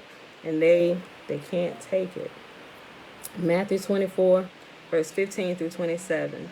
So when you see standing in the set apart place the abomination that causes desolation, spoken of through the prophet Daniel, let the reader understand. And look, they put this in here. Let the reader understand. What they should have put in here beside this, let the reader understand, is let the reader understand that this right here has already happened. And you can find this in the first book of Maccabees, the first and the second chapter, when they set up the abomination that causes desolation. An abomination that causes desolation, that causes the people to flee out of here to the mountains, get as far away as possible, right? Anybody ever wonder why that was there? Let the reader understand. And they thinking that this is now, so they waiting for Antichrist to come and sit inside the temple that the Jewish people are building and going to start offering sacrifices. They waiting for him to go slaughter a pig in there when this has already happened. Let the reader understand. So when you see standing in a set apart place the abomination that causes desolation, spoken of through the prophet Daniel, let the reader understand. Then let those who are in Judea flee to the mountains. Let no one on the roof of his house go down to take anything out of the house. And you know what he's talking about? This is a time when Yahuwah is coming to get all y'all. And he gonna scatter y'all, because all this stuff he been giving y'all time and time and time and time and time to repent for it and stop doing. He is sick of it, and his wrath can't be held back any longer. So these are the signs for y'all to know that is coming. And any of y'all that got sense, any of you that are still keeping to my law, statutes, and commands, and the very few of you, y'all had better haul tail and get out of there. Look, I'm gonna share this with y'all. My sister shared it with me the other day. It's a little cartoon on Netflix. It's like 4 episodes, but it tells our story in bunny form, like rabbits in bunny form. This whole thing they put, and my sister said, you gotta watch this. This was like the other day, and I gotta finish watching the other couple ones, right? Soon as that jank got started, they had one little bunny. I keep having these dreams and visions that somebody is coming. Like, we have to get out of here. There is danger coming. And it's like, oh, yeah, ain't nobody coming. You know, same thing. If you know our story, you would know they almost did that word for word. They just changed it from people to animals. And it is crazy. So you got the ones, okay, we're going to get out of here. We're going to flee. We trust you because we know the things you see, it happens. So we're going to take your word. They tried to tell everybody, look, we got to go, y'all. We got to leave this place. We got to get as far away from here as possible because trouble is coming. And how y'all know trouble coming? Because we seen it. How you seen it? Well, I saw it in the dream. Man, get out of here with that. We don't want to hear that. It's like, Jeremiah, get out of here. Isaiah, we don't want to hear all that. Get out of here. Time is going on just like it did. Ain't nobody coming for us. But what happened? That time came when Yahuwah sent them and they came for them. Y'all gotta go watch it. I forgot the name, but it's a little bunny cartoon. If Alicia here, put the name of that here. It's on Netflix. I promise y'all I'm gonna put it up here for y'all. But y'all gotta go watch it. Listen, he said, and this right here, this comes from right here. Let them understand that when you see this happening, this is a sign for y'all to get moving now. There's no time to waste. All those is going to keep my words, get out of here, or you are going to be taken away in the dispersion of your people. And a lot of you are going to be murdered, killed. That's what he saw in his dream. He saw the bunny community slaughtered. Some of them were taken as prisoners, like blood and gore. It was a valley of blood. It was crazy. And I'm watching this cartoon. I was like, oh my gosh. And my kid's like, Mom, what you watching? I said, it's a story like Peter Rabbit. I'll let y'all watch it in a minute. Let me finish watching it first. I wouldn't let the kids watch it till I watched it first. So, but I still got like the last 2 episodes to watch. But it's really good, y'all. It's really good, y'all. Y'all see what I'm talking about if y'all familiar with our story on how they do this, right? So this is when you read Matthew 24. This is exactly what that is talking about. It's not talking about an antichrist as they're teaching it, going to set up in this new temple that they're creating. You know, we're going to sanctify this with the red heifer, all this. Okay, go ahead. We get the priesthood ready. We're going to start offering sacrifices. Y'all doing this tail back from what Yahuwah said. He said because there will be no more sacrifices ever. No human sacrifices, no more animal sacrifices. I created my animals to live in peace to help the ecosystem of the earth. Stop killing them. Nobody's going to hurt on my holy mountain. Does nobody read what this says? But they're starting to do things over and over. Even some of our people, those who have left and gone over there, they're killing animals. I'm like, what are y'all doing? Y'all don't read at all, right? Okay, so let me finish this because time is just going on. Okay, Matthew 24, 15 through 27. So when you see standing in the set apart place, the abomination that causes desolation, spoken of through the prophet Daniel, let the reader understand. Then let those who are in Judea or Yehuda flee to the mountains. Let no one on the roof of his house go down to take anything out of the house. Let no one in the field go back to get his cloak. How dreadful it will be in those days for pregnant women and nursing mothers. Pray that your flight will not take place in the winter or on the Sabbath, right? Because you got to get out of there. Like Yahuwah say this time is coming. When we start seeing this, we got to go. All the pregnant women is in trouble. Like, especially if you're way up in your pregnancy, you're not going to get too far, sis. Like, so it's like, if I would have known this, it's like, yeah, let's go now. Because I don't know when it's going to happen. And I'm real fertile. We keep popping them out every 2 years. So let's go ahead and migrate away right now. So that way, just in case I might be pregnant at that time, we won't get caught, and I might not be able to make it. Because you hear what he says is going to happen to pregnant women and nursing mothers and women who have already had their babies, the ones who you have to hold, they get heavy after a while. Even the tiniest babies, that weight gets heavy, and the mother is not going to leave their child, right? We both going to, And so and this is what happened to our people. Pray that, let no one in the field go back to get his cloak. How dreadful it will be in those days for pregnant women and nursing mothers. Pray that your flight will not take place in winter or on a Sabbath, for then there will be great distress, unequaled from the beginning of the world until now, and never to be equaled again, if those days had not been cut short. no one would survive. But for the sake of the elect, those days will be shortened. At that time, if anyone says to you, look, here is the Mashiach, or there he is, do not believe it. Look. Oh, this makes so much sense now, right? Hold on. For false Mashiach and false prophets will appear and perform great signs and miracles and deceive even the elect, if it were possible. See, I have told you ahead of time. So if anyone tells you, there he is out in the desert, do not go out. Or here he is in the inner rooms, do not believe it. For as the lightning that comes from east to the west is visible, even the east is visible even in the west, so will be the coming. It has the coming of the Son of Man, but we know that's not right, y'all. Right, from what Yahuwah says, right? So will be the coming of Yahuwah, right? But it's going to be after what is talking about these days. Then it goes ahead. He says, so if somebody telling you that this is the day right here, don't let that deceive you, because when this day here happens, everybody gonna be able to see it. But when this thing happens right here, y'all had better get running and get out of here as fast as possible, because this ain't salvation coming. This is destruction and slavery coming. When you see this, right? It ain't Yahuwah coming to save you. No, this is destruction and slavery coming to get you, right? So when you see this, if you know what Yahuwah has said, save yourself and get out of here, right? Because when the day of salvation actually comes, when Yahuwah actually returns to a tabernacle among his people, everybody is going to see that. But when you see these signs, get your tail out of here, you and your family, right? Okay, so don't be deceived. And you stand around chilling, get out of here, right? Yahuwah said, see, I have told you ahead of time, get out of here. All right, y'all, so right here after that it says, Jezebel taught us about Asherah. He warns us to come out of her at Revelation 18, but the great harlot Jezebel's teachings are also specifically referred to as sexual immorality at Revelation 2:18 through 3:31. So I'm going to read this last section right here with that scripture that they're talking about, and we're going to cut it off right here, and we'll pick it up with the crowd of Nazarene on the hills of Ephraim tomorrow. Okay. I'll read this part again. Jezebel taught us about Asherah. He warns us, come out of her at Revelation 18.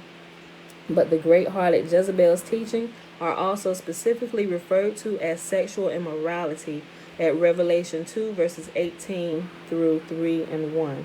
To the messenger of the assembly in Thyatira, write, though these are the words. Hold on. They put, these are the words of the Son of Yahuwah. Let's take that out, right?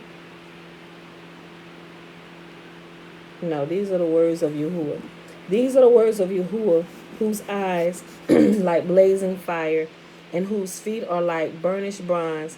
I know your deeds and your love and faith, your service and perseverance, and that you are now doing more than you did at first. Nevertheless, I have this against you. You tolerate that woman Jezebel, who calls herself a prophetess. By her teaching, she misleads my servants into sexual immorality and the eating of food sacrificed to idols. Think about churches and pastors where they can't seem to keep their selves together. It's always whether they doing it in the church with the women or the women pastors doing it with the men, right? You don't really hear about that too much, but you got them too, right? That's one of the biggest things, the downfalls of the pastors in the Christian church. They sleeping with everything that moves, men and women, boys and girls, right? It's a disgusting thing. Anybody ever wonder about that, why that runs so rampant? It's sexual immorality, not just sexual immorality, but what they're doing.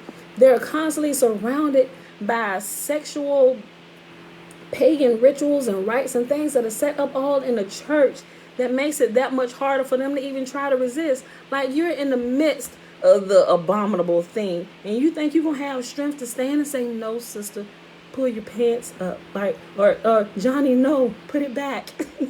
Like, You seriously think you gonna get away from that? Like you have to get out of there, like out of them church doors, right? You have to get out of that place. You go away on conferences, you find out they done had these big orgies after the power done fell, and people been slain in the spirit all over their stadium and stuff. Yet you and Miss Jones over here in the Motel 6, or maybe you got a little bit of money. You over here in the Ritz, and y'all getting it on, right?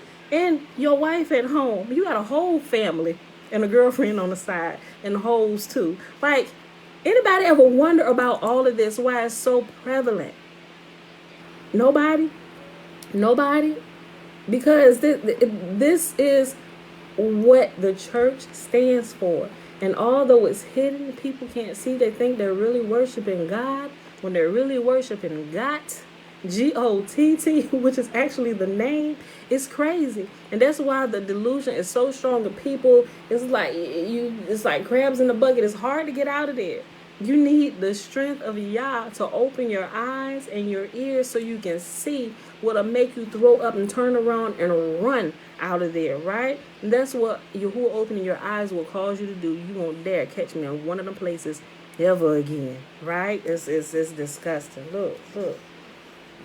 Nevertheless, I have this against you. You tolerate that woman Jezebel, that Asherah, the blood sacrifice. You tolerate that woman Jezebel who calls herself a prophetess. By her teachings, she misleads my servants into sexual immorality and the eating of food sacrificed to idols. I have given her time to repent of her immorality, but she is unwilling. And it has 390 years in parentheses. Excuse me, when you didn't repent, I remember my uncle teaching me about this. It's like there are cycles that happen in your life where Yahuwah give you grace, right?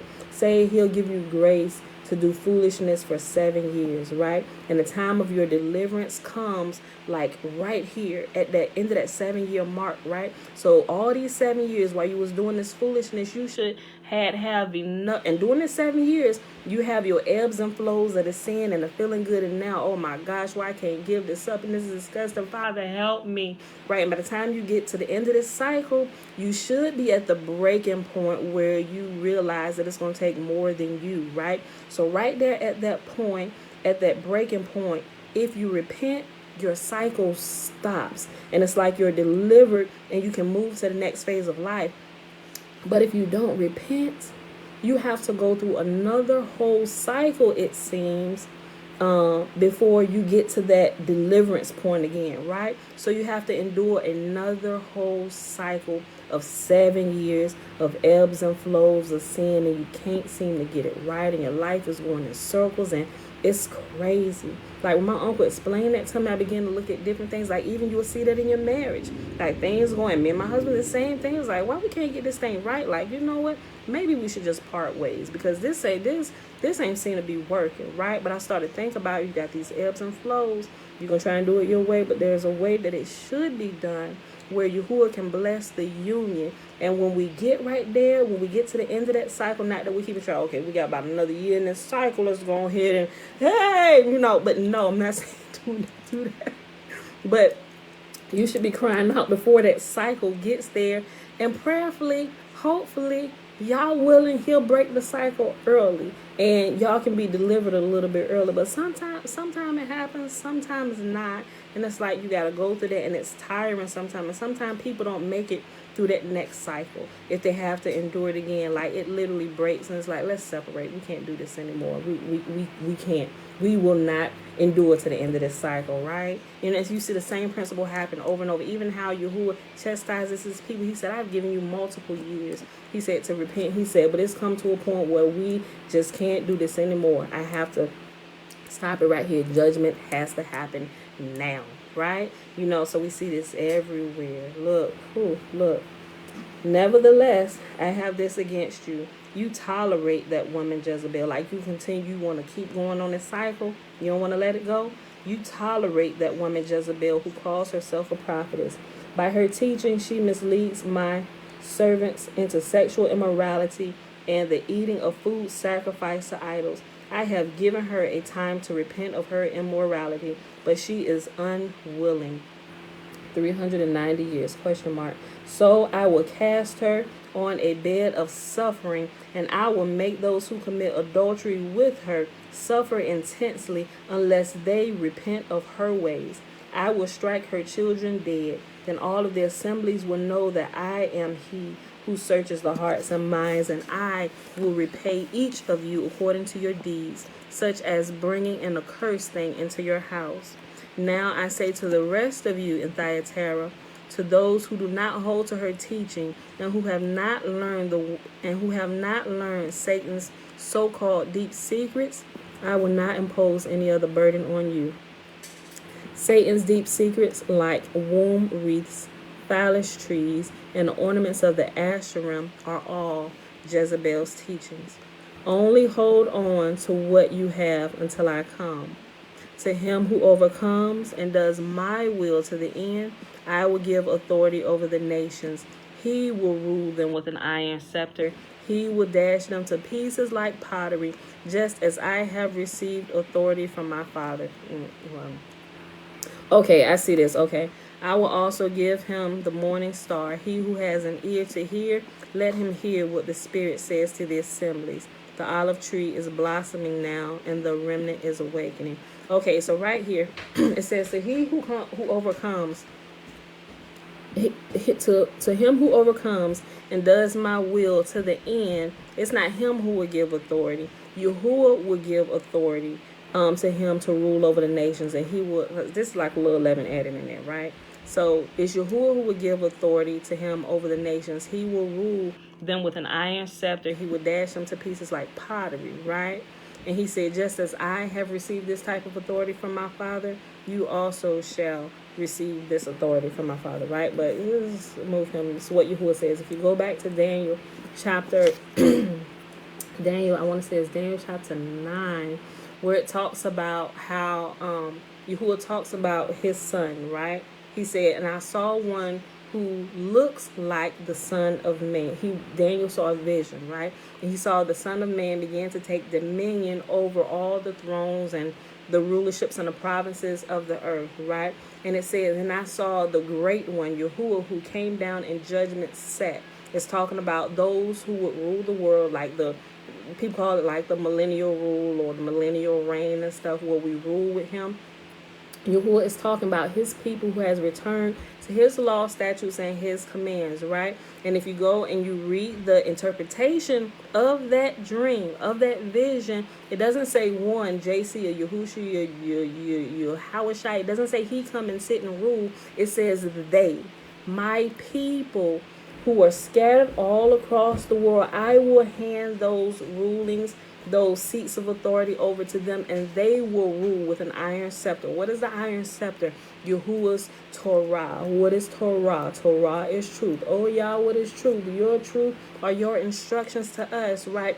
They're going to rule. We are going to rule all the world, all the nations with truth and righteousness, and we will be good rulers because we will rule with him, right? So church teaches y'all about that wrong. JC gonna come be the king over the whole world. That's not what Yahuwah said. Yahuwah said his people, his son, which is plural. If we understand who his son is, we'll understand who the rulers are going to be. It's going to be his people ruling every space of the world, right? There will still be other rulers that are not so hot about Yahuwah doing this, and you can see this happening now as Yahuwah's people who are coming to the truth. They're rising up through the ranks of different places, and they're beginning to rise. If you pay attention to what's happening now, look at who's rising. Look at those who are now beginning to run for different governmental offices. Like, this beast is going to be completely overthrown. And it says that he will allow some of them to live, like the wicked rulers. Some of them will still live for a little bit longer, and they're ruling their places, but they will be subject to the rulership Yahuwah has put in place, right? So y'all gotta be watching all this stuff, and I can see it happening all over the place. I'm watching now some young people now, people who look like us. I mean, just because they're black don't mean they're Israel, but Israel is a black people, the entire nation, the descendants of Jacob, right? They are people of color, but just because you see them, they black, doesn't necessarily mean that they Israel either, right? Because I got black neighbors, but they're not, just because they're black and I'm black, but I know I'm Israel, that don't mean that they are, right? Y'all get what I'm saying?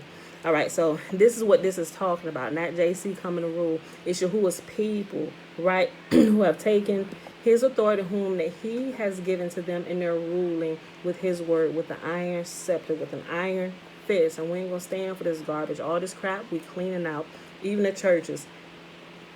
I know this might sound like blasphemy to some people, and the Left Behind movies teach you about me. We come to burn all them churches down.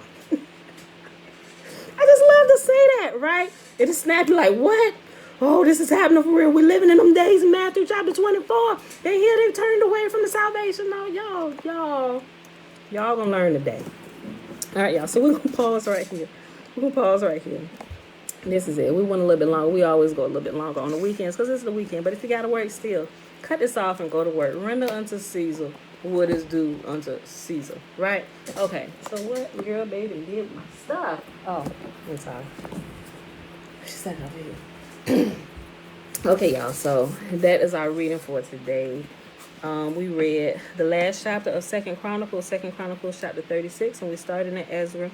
We read Ezra 1 and 2 and Fossilized Customs. We started on page 84 and we paused on page 91. Guys, it is Sunday. Hold on, let me make sure I put this in. I'm going to do two things. I got to look up this one thing that I didn't quite mention, but I just got to verify something before I say that to y'all. And I'm going to put the link to this little bunny series. It's cute. Y'all see what I'm talking about when you watch it, right? It's made for children, but they just simplified the story. It's like, wow. So if you're familiar with the scriptures, this will be really good. It's a way to animate the scriptures, and they did an alright job. They did alright with it, So I'll put that in there for y'all. So it is Sunday, May the 23rd, 2021. Day 161 of year 3 of reading through the books of the law and the prophets, and of the 3-year consecutive day count, guys. We've been here reading through the scriptures faithfully 830 days, right? But that's without the Sabbath days and the feast day Sabbath days added into the counts, because we rest on those days. Yahuwah say you got 6 days to work, 1 to rest. Take that day off and rest, right? So that's what we do. But if you add those days in, we're knocking on about 1,000-something days of doing this, right? Because we started this in 2018. Well, I started doing the live readings 2018. So it was like, I want to say it was November 22nd, 2018 when we started. Yeah, I think that was the date, November 22nd, 2018. Yeah. All right, y'all. So let's go ahead and do the blessing, which is found in Numbers chapter 6, verses 22 through 27. Remember, the first 21 verses is the Nazarite vow. Man or woman can take the vow according to what Yahuwah says. And Yahuwah spake unto Moses, saying, Speak unto Aaron and unto his sons, saying, On this wise ye shall bless the children of Israel, saying unto them, May Yahuwah bless us and keep us. May Yahuwah make his face shine upon us and be gracious unto us. May Yahuwah lift up his countenance upon us and give us peace. And they shall put my name upon the children of Israel, and I will bless them. Notice how this prayer specifically only incorporates Yahuwah, this blessing, right? Everything you do it in my name. Do it for my people, and I myself will come and bless them. All right, y'all. Let me double check for questions. Nothing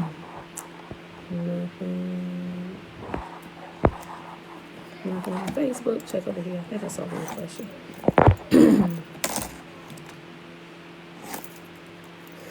George Evans. George 7. Shalom. I'm here for another great lesson. I'm just tuning in. A quick question. Was Yahusha a high priest in the Melchizedek order?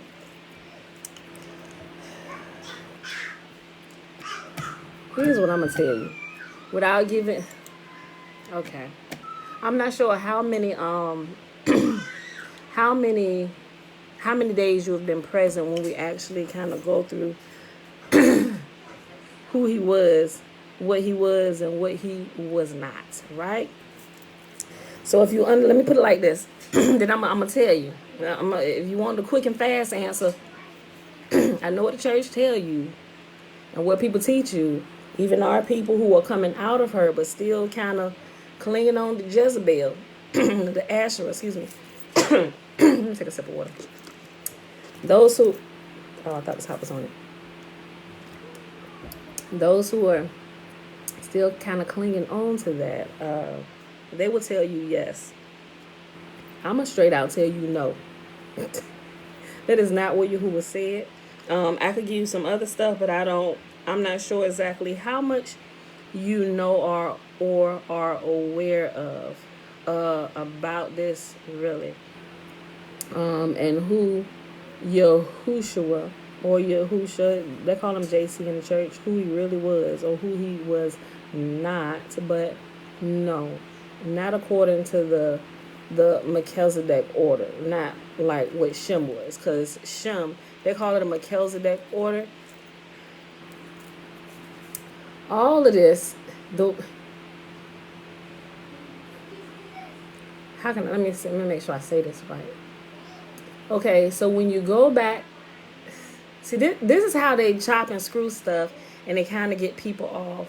They go back further in the future, and they pull things and try and bring it and supersede Yahuwah's last command, right?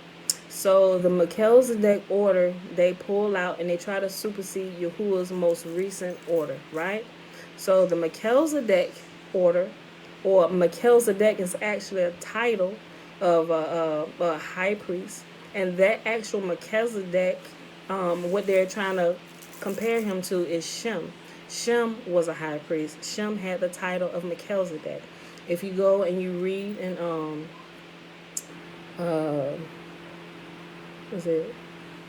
Jasher, the book of Jasher, you get a little more details on that, and it talks about Shem being Melchizedek and everything, right? So although we come from the line of Shem, specifically more down through Jacob, right? And so Yahuwah established his priesthood that would last forever and always through that priesthood, right? Although they come from Melchizedek, but Yahuwah kind of changed it. I mean, not necessarily changed it, but the order of things. I think you probably should just put Melchizedek, that term, just kind of put it away as well, because it still kind of throw people off if they don't understand, right? It's like, oh, well, according to the Melchizedek order and stuff, and the Jewish people kind of take that and use that a little bit, and they take the truth and they twist it with other truths and add some lies in there and kind of make it seem like it's okay, but it's not. It's really not, right? So now, if we want to look at, first of all, who Yahuwah assigns as a high priest, you have to begin to look at those things in order. And I think if you actually go back and read what Yahuwah says in the requirements of a priest, all of those things, you would see that he is not, right? He could not actually be a priest, right? So let's keep in what the New Testament tells you, right? He would, according to the New Testament, it tells, but we know it's been shenaniganized, right? Leaven added to the loaf a whole lot. They tell you that Yahusha, or JC, comes from the line of King David, right? Which would make him a king. But you have to remember that the priest was a separate lineage. It's the same family, but it came from a separate lineage to where they are the priests. But the priests work in conjunction with the kings, because if the kings get out of line, Yahuwah sends the priests and the prophets to them. You see what I'm saying? It's like, you can't, like Trina said, you can't be Loretta and Loretta's daughter at the same time. It's that same Jedi mind trick that they're playing with this, with the Melchizedek order. Mom. And like I said, that's why you have to absolutely... Mommy. Yes, baby girl. Can I get Jace shit out in the truck? No, we'll get it out in a minute. I don't want you to go out there by yourself. It's that same... I hope that makes sense. It's the same type of thing. That's why I said you absolutely have to read what Yahuwah says. You have to... Not saying that you're not, but just for the sake of conversation, explain for somebody that may not know, you have to get familiar with the order of things and who was assigned for what, right? So you would know that if he was from the lineage of David, I mean, which is the church teach you this, but with 11 stuff added, things added, That's not true. If you go back and look at things, right? It's not true. He can't be both.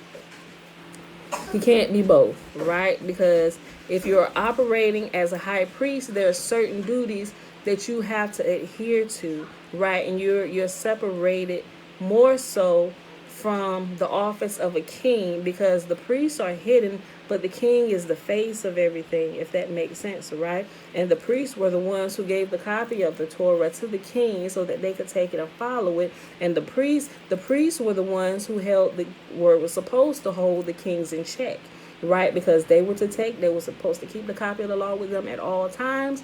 And if the priests see you getting out of line, oh king, listen, you know what the law says about this. You sure you want to take this route? You might want to consider this, because this is going to get us off. It's going to lead the nation astray, and Yahuwah takes issue with that. So, pull the copy of the law that you wrote with your own hand, King. Let's look at this real quick before you make that decision. I'm not trying to tell you what to do, King, Sire.